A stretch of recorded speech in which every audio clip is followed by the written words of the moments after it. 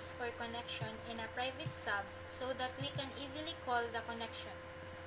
This is the server name of our SQL Server 2005 and the name of the database.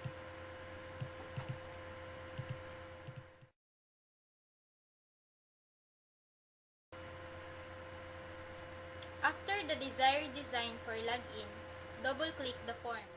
To load the admin table, we will put the codes in form load. Just double-click the form. First, we will call the connection. This query will look upon the entries in admin table. This function will determine the entries in the table. We made a table named admin with fields of username and password. This table will be the basis for the users who can log in. Here is the login codes. SQL row will determine the rows or entries in admin table.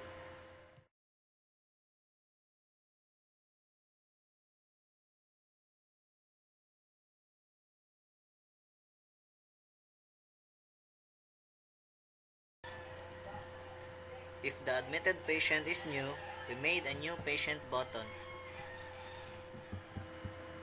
To go to the form, where user can fill up all the necessary details of the patient.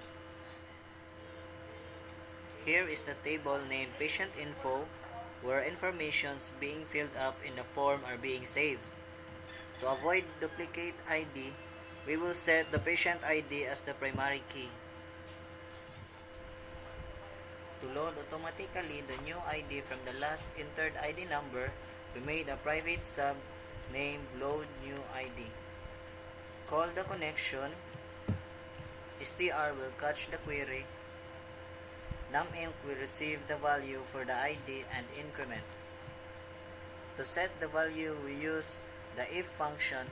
If less than 9, there would be 2 zeros before the incremented value. If less than 99, 1 0, and if ID would be greater than 99, there would be no zeros. To save the values, we will use the insert function in query.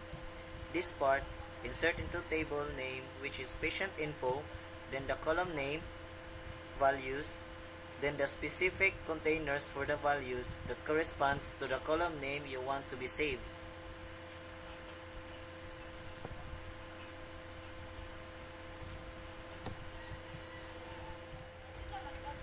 If there are empty fields, we use the if function.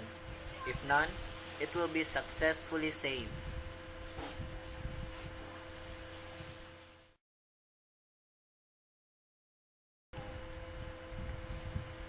Here is the table named admission, where informations from the admit form will be saved with the fields of mid-case number, date admitted, findings, patient ID, name, address, contact room, bed number.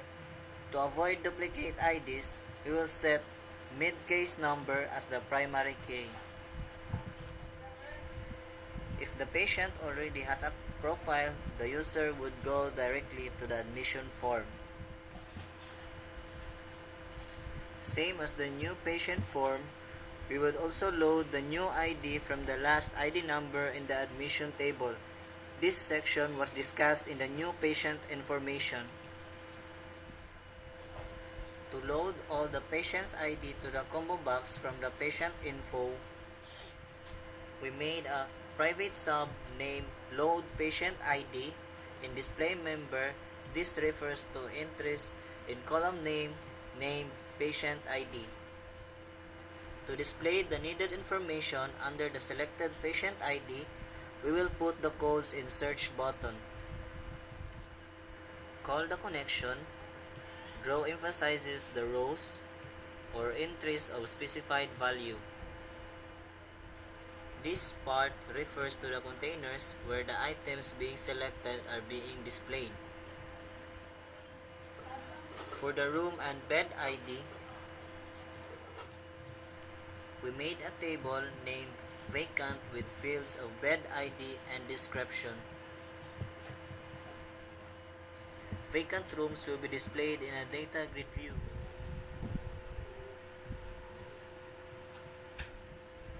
To load the values you want to display in data grid view, you have to call the subfunction, which we name as view1 in the form load. This is how room and bed ID to be done.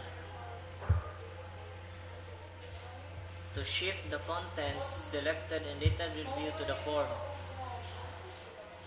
here is the code. DR refers to the rows and data refers to the contents in data grid view. When the patient has occupied the room,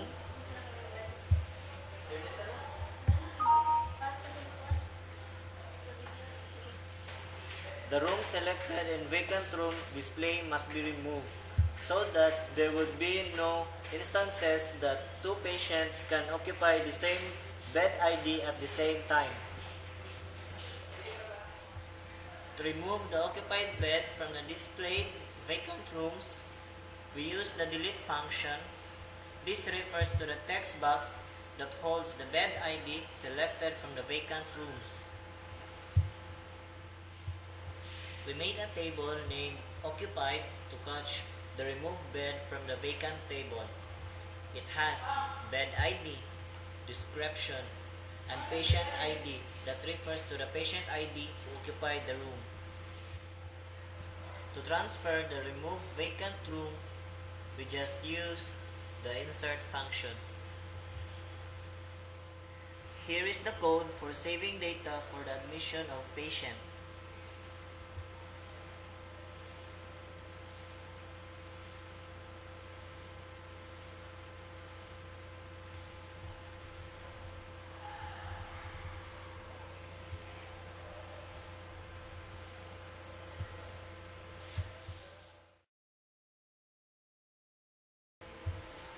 For adding new bed, we would also need to generate new ID and description refers to if the bed is under private or ward room.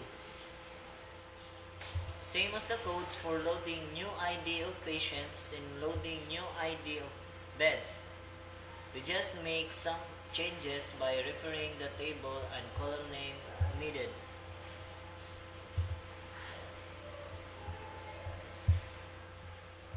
Filled up data for bed will be saved in vacant table. Here is the codes for saving the new bed.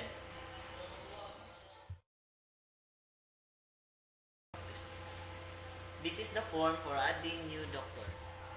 Here is the code for generating new ID for doctors.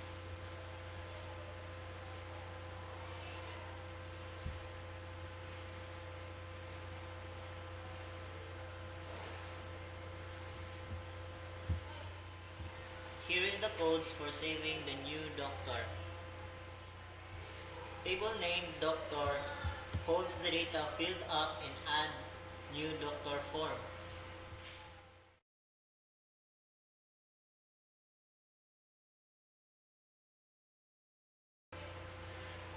After saving data from the admission form, the user would proceed to the medical form. To fill up the medical records of the patient. Here is the code to load the doctor's names in the list box.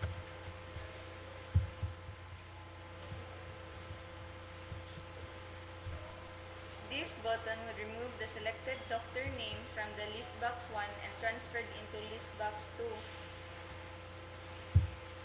This button would remove the selected doctor name from the list box 2 and transferred back to list box 1. Here is the codes for the next button. And here is the codes for the previous button. Don't forget to put this code in save button to get the value from the list box 2. Here is the codes for saving data of medical record.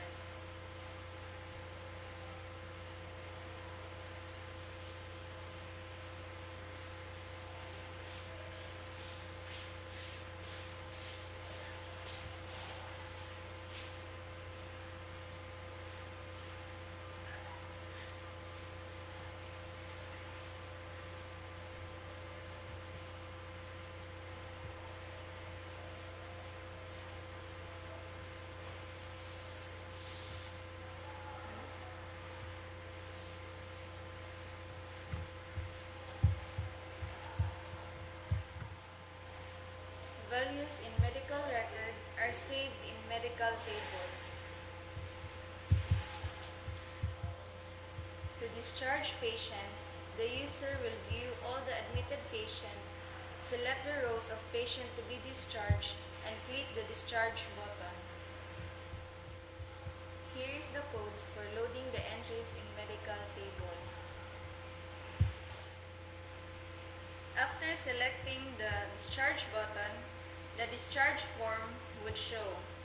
Then the user will save the discharge information. After saving, the user should give an account statement. In selecting the print button, that would lead to crystal report and be discussed in the next chapter.